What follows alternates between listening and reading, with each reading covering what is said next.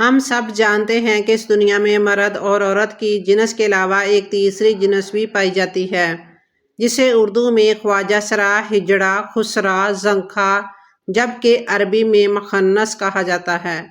اب سوال یہ پیدا ہوتا ہے کہ اللہ پاک نے قرآن کریم میں اشرف اور مخلوقات میں شامل اس تیسری جنس کو کیوں مخاطب نہ کیا؟ شادی شدہ جوڑے کون سی ایسی غلطیاں کرتے ہیں کہ ان کے ہاں خواجہ سرا پیدا ہو جاتے ہیں؟ کیا خواجہ سرا سے اسلام میں شادی کی اجازت دی گئی ہے؟ بسم اللہ الرحمن الرحیم۔ بے شک اللہ پاک ہی ساری کائنات کا خالق و مالک ہے، پھر ایسے کیسے ہو سکتا ہے کہ وہ اپنی مخلوق میں اس تیسری جنس کا ذکر نظر انداز کر دے؟ یہ محض ایک غلط فہمی ہے جو کہ مذہبی اور معاشرتی اکابرین نے ہمارے اندر پیدا کی ہوئی ہے۔ آئیے اس مسئلے کے حل کے لیے مشہور سائنسدان ہیری کلین فلٹر کی تھیوری کو دیکھتے ہیں۔ اس نے ایک بیماری دریافت کی جس کا نام اس نے اپنے نام پر یعنی کلین فلٹر سنڈروم رکھا۔ اس بیماری کے مطابق عورت اور مرد کی طرح خواجہ سرا کوئی تیسری جنس نہیں ہے، بلکہ یہ ایک جسمانی بیماری ہے۔ اللہ تعالیٰ نے انسان کو مرد اور عورت کے ہی روپ میں پیدا کیا ہے، لیکن جس طرح دیگر پیدائشی بیماریوں کی وجہ سے بچہ اندھا، گونگا اور بہرا پیدا ہو سکتا ہے، تو اسی طرح کروموسومز ایکس اور وائی کی تعداد کی عدم مطابقت کی وجہ سے بچے کی جنس کا تعین بھی نہیں ہو پاتا، جس سے بچہ پیدائشی طور پر اب نارمل پیدا ہو جاتا ہے۔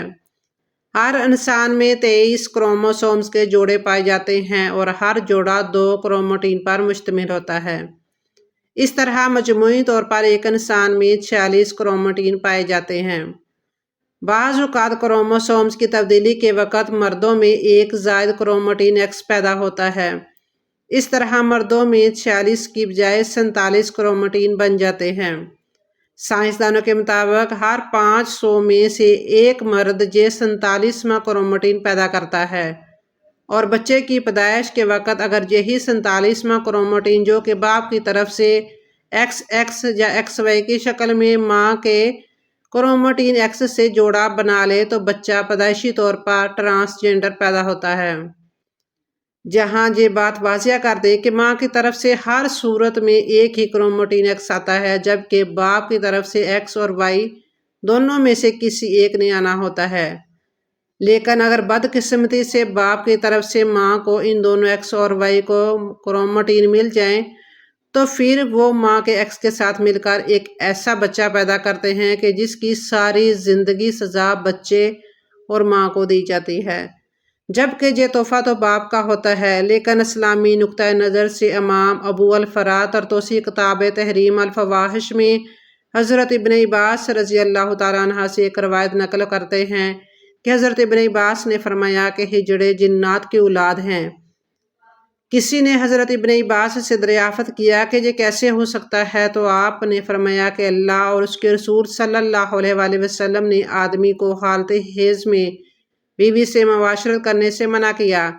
جبکہ آدمی حالت حیض میں بیوی کے پاس آتا ہے تو شیطان عورت کی طرف آدمی سے پہلے پہنچ جاتا ہے۔ اس لیے ہمارے پیارے نبی صلی اللہ علیہ وآلہ وسلم نے فرمایا کہ جب تم میں سے کوئی اپنی بیوی کے پاس جائے تو دعا پڑھ لیا کرے، اور وہ دعا ہے کہ اللہ تعالیٰ کے نام کی مدد سے اے اللہ ہمیں شیطان سے محفوظ رکھ اور ہماری اولاد کو بھی شیطان کے شر سے محفوظ فرما۔ تو اس طرح شیطان انسان کو کوئی نقصان نہیں کر سکتا۔ قرآن کریم کی سورہ شعراء میں اللہ اپنی حاکمیت بیان کرتے ہوئے ارشاد فرمایا ہے کہ بے شک اللہ آسمان و زمین کی حکومت اللہ ہی کے لیے ہے، وہ جو چاہتا ہے پیدا کرتا ہے، وہ جسے چاہتا ہے بیٹے دیتا ہے اور جسے چاہتا ہے بیٹیاں عطا کرتا ہے، جسے چاہتا ہے ملا جلا کر عطا کرتا ہے، اور جسے چاہتا ہے بے اولاد رکھتا ہے، وہ تو جاننے والا اور قدرت والا ہے۔ ہمارا یہ ایمان ہے کہ اللہ ہر چیز کا مالک ہے، وہ جو چاہتا ہے کرتا ہے اور کسی پر ظلم نہیں کرتا۔ آئیے اب تیسرے سوال کا جواب دیتے ہیں کہ ہجڑے سے شادی کی جا سکتی ہے یا نہیں۔ بات جہاں یہ ہے کہ ہجڑے کوئی الگ مخلوق نہیں بلکہ وہ بھی انسان ہی ہیں۔ خلقی اوصاف کے اعتبار سے ان میں سے بعض مردانہ اوصاف سے محروم ہوتے ہیں اور بعض زنانہ اوصاف سے۔ یہ انسان کی تخلیق کے وہ عیب ہیں جو اللہ نے ان میں ایسے ہی رکھے ہیں جیسے ہم بعض لوگوں کو انسانی اعضاء سے معذور پاتے ہیں۔ یہ نقائص امتحان کے لیے انسان میں رکھے جاتے ہیں۔ ایک انسان جو کہ معذور ہونے کے باوجود کامل عقل شعور ہو تو اس کا امتحان صبر کا امتحان ہے۔ خنثی مشکل یعنی جس شخص میں مرد و عورت کی علامت بالکل مساوی برابر ہوں سے کسی لڑکے یا لڑکی کا نکاح شرعاً جائز نہیں۔ البتہ خنثی غیر مشکل یعنی وہ خنثی جس میں مردانہ قوت اور علامتیں غالب ہوں تو شرعاً مرد شمار ہونے کی وجہ سے اس کا کسی لڑکی سے نکاح، اور اگر اس میں زنانہ صلاحیتیں اور علامات غالب ہوں تو اس میں کسی مرد سے نکاح شرعاً بھی جائز اور درست ہوگا۔ حضرت علی مرتضیٰ رضی اللہ تعالیٰ عنہ کے سامنے ایک ایسا واقعہ پیش ہوا جس نے اس زمانہ کے تمام علماء کرام کو ورطہ حیرت میں ڈال دیا کہ ایک شخص نے ایک خنثی سے شادی کی اور مہر میں اس شخص نے اپنی بیوی خنثی کو ایک لونڈی دی۔ وہ خنثی اس قسم کا تھا کہ اس کا فرج مردوں اور عورتوں دونوں قسم کا تھا۔ جب یہ معاملہ حضرت علی رضی اللہ تعالیٰ عنہ کے سامنے پیش کیا گیا تو آپ نے خواجہ سرا سے دریافت کیا کہ تمہاری مشابہت مرد کی طرح ہے یا عورت جیسی ہے؟ خواجہ سرا نے بتایا کہ مجھ میں مرد اور عورت دونوں کی خصوصیات پائی جاتی ہیں۔ مجھے ماہواری بھی آتی ہے اور میں مردوں کی طرح بھی زندگی گزارتا ہوں۔ اس شخص نے اپنی بیوی کے ساتھ جماع کیا تو اس سے ایک لڑکا تولد ہوا، اور جب اس خسرے نے اپنی لونڈی کے ساتھ جماع کیا تو اس سے بھی ایک لڑکا پیدا ہوا۔ یہ بات مشہور ہو گئی اور معاملہ امیر المومنین سیدنا حضرت علی مرتضیٰ رضی اللہ تعالیٰ عنہ کی خدمت میں پیش کیا گیا تو آپ نے اس خسرے مشکل سے سوال کیا تو اس نے بتایا کہ اس کا فرج عورتوں والا بھی ہے کہ اس سے ماہواری بھی آتی ہے، اور مردوں والا بھی کہ اس سے خروج منی بھی ہوتا ہے۔ حضرت علی نے اپنے دونوں غلاموں برق اور کمبر کو بلایا اور ان کو حکم دیا کہ وہ خسرے مشکل کی دونوں طرف سے والی پسلیاں شمار کریں۔ اگر بائیں جانب والی ایک پسلی کم دکھائی دے تو پھر اس کو مرد سمجھا جائے گا، ورنہ اس کو عورت تصور کیا جائے گا۔ جب یہ واضح ہو گیا کہ خواجہ سرا کی ایک پسلی کم ہے تو حضرت علی رضی اللہ تعالیٰ عنہ نے فیصلہ صادر فرمایا کہ اسے مرد شمار کیا جائے گا اور اس کے شوہر اور اس کے درمیان علیحدگی کروا دی۔ اس کی دلیل یہ ہے کہ اللہ تعالیٰ نے حضرت آدم علیہ السلام کو اکیلا پیدا فرمایا، اور جب اللہ تعالیٰ نے حضرت آدم علیہ السلام پر احسان کا ارادہ فرمایا کہ اس کا جوڑا پیدا فرمائے تاکہ ان میں سے ہر ایک اپنے جوڑے سے سکون حاصل کرے۔